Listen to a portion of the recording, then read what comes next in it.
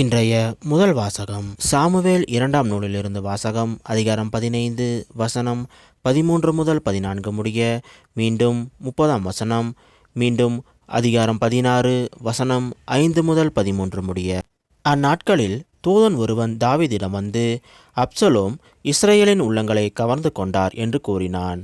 தாவீது தம்மோடு எருசலேமிலிருந்து அலுவலர் அனைவரிடமும், வாருங்கள், நாம் தப்பி ஓடுவோம், ஏனெனில் அப்சலோமுக்கு முன்பாக நாம் தப்ப முடியாது. விரைவில் வெளியேறுங்கள், இல்லையேல் அவன் விரைவில் நம்மை மேற்கொண்டு நமக்கு தீங்கு விளைவிப்பான், நகரையும் வாள்முனையால் தாக்குவான் என்றார். தாவீது அழுது கொண்டே ஒலிவ மலை ஏறி சென்றார்.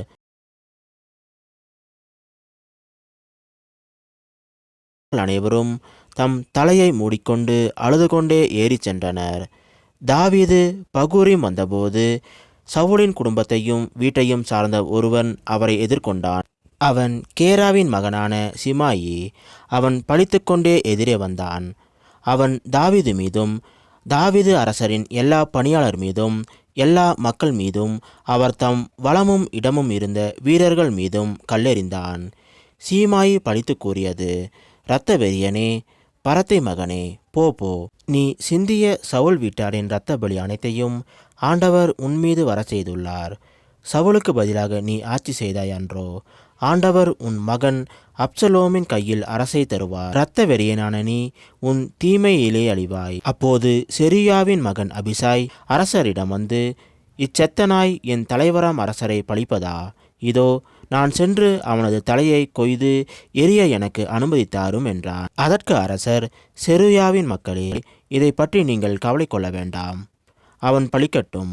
ஒருவேளை தாவீதை பழி என்று ஆண்டவரே அவனுக்கு சொல்லியிருந்தால் இவ்வாறு நீ ஏன் செய்தாய் என்று யார் சொல்ல முடியும் என்றார். மீண்டும் தாவீது அபிசாயிடமும் தம் பணியாளர் அனைவரிடமும் கூறியது, இதோ எனக்கு பிறந்த என் மகனே என் உயிரை பறிக்க தேடுகிறார். பென்யமின் குலத்தை சார்ந்த இவன் செய்யலாகாதோ? அவனை விட்டுவிடு, அவன் பழிக்கட்டும், ஏனெனில் ஆண்டவரே அவனை தூண்டியுள்ளார். ஒருவேளை ஆண்டவர் என் துயரை காண்பார். இன்று அவன் பழித்து பேசியதற்காக எனக்கு அவர் நன்மை செய்வார். தாவீது தன் ஆட்களோடு பயணத்தை தொடர்ந்தார். இது ஆண்டவர் வழங்கும் அருள்வாக்கு. இறைவா உமக்கு நன்றி. இன்றைய நற்செய்தி புனித மாற்கு எழுதிய நற்செய்தியிலிருந்த வாசகம். அதிகாரம் 5 வசனம் 1 முதல் 20 முடிய.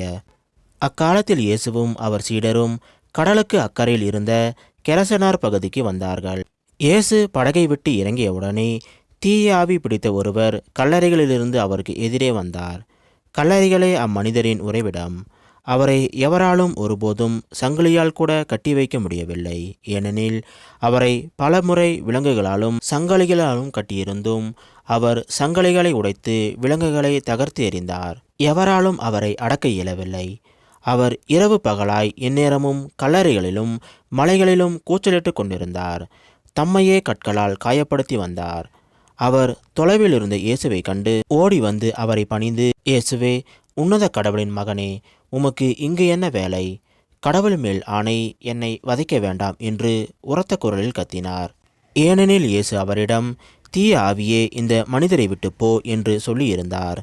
அவர் அம்மனிதரிடம், உன் பெயர் என்ன என்று கேட்க, அவர், என் பெயர் இலகியோன், ஏனெனில் நாங்கள் பலர் என்று சொல்லி அந்த பகுதியிலிருந்து தங்களை அனுப்பிவிட வேண்டாம் என்று அவரை வருந்தி வேண்டினார். அங்கே மலைப்பகுதியில் பன்றிகள் பெருங்கூட்டமாய் மேய்ந்து கொண்டிருந்தன. நாங்கள் அப்பன்றிகளுக்குள் புகும்படி எங்களை அங்கே அனுப்பிவிடும் என்று தீய ஆவிகள் அவரை வேண்டின.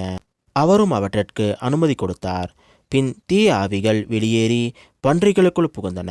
ஏறக்குறைய 2000 பன்றிகள் அடங்கிய அந்த கூட்டம் செங்குத்து பாறைகளிலிருந்து கடலில் பாய்ந்து வீழ்ந்து மூழ்கியது. பன்றிகளை மேய்த்து கொண்டிருந்தவர்களோ ஓடிப்போய் நகரிலும் நாட்டுப்புறத்திலும் இதை அறிவித்தார்கள். நடந்தது என்னவென்று பார்க்க மக்கள் வந்தனர்.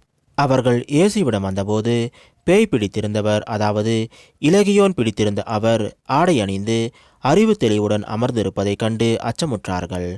நடந்ததை பார்த்தவர்கள் பேய் பிடித்தவருக்கும் பன்றிகளுக்கும் நேரிட்டதை அவர்களுக்கு எடுத்துரைத்தார்கள். அப்போது அவர்கள் தங்கள் பகுதியை விட்டு போய்விடுமாறு இயேசுவை வேண்டிக் கொண்டார்கள். அவர் படகில் ஏறியதும் பேய் பிடித்தவர் தாமும் அவரோடு கூட இருக்க வேண்டும் என்று அவரை வேண்டிக் கொண்டார். ஆனால் அவர் அதற்கு இசையாமல் அவரை பார்த்து, உமது வீட்டுக்கு போய் ஆண்டவர் உம்மீது இரக்கம் கொண்டு உமக்கு செய்ததையெல்லாம் உம் உறவினருக்கு அறிவியும் என்றார். அவர் சென்று இயேசு தமக்கு செய்ததையெல்லாம் தெக்கப்பொலி நாட்டில் அறிவித்து வந்தார். அனைவரும் வியப்புற்றனர். இது கிறிஸ்து வழங்கும் நற்செய்தி. கிறிஸ்துவே உமக்கு புகழ்.